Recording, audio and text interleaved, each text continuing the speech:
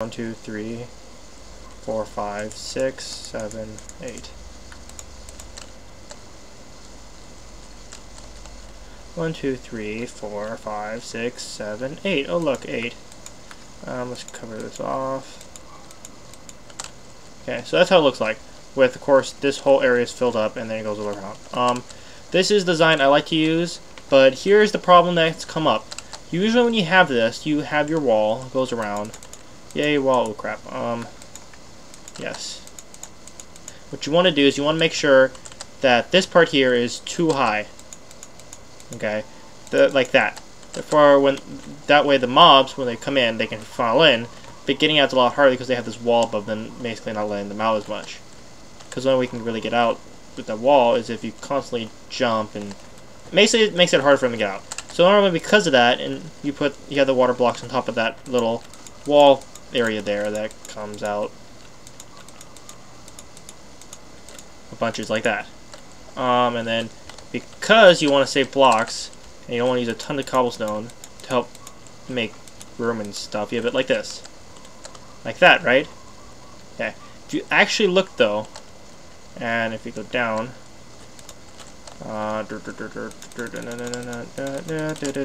sorry.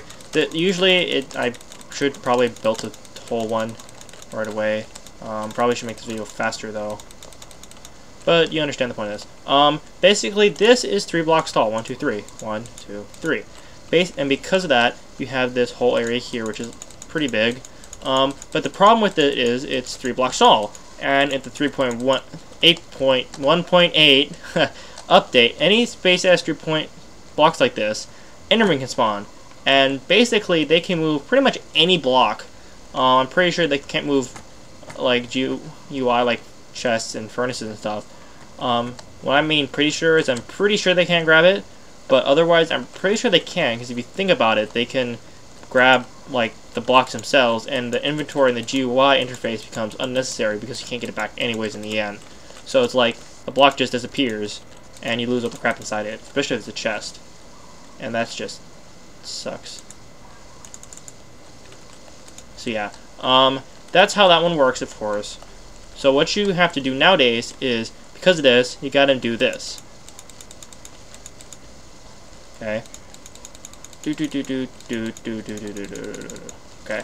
So along with adding that flat part there, you're gonna make it so when it's up here for the water flow, of course, you have to have it so the bottom layer with the water's on is now the floor. Okay. Because Enderman will not spawn in water. Nothing spawns in water. That just doesn't happen. So,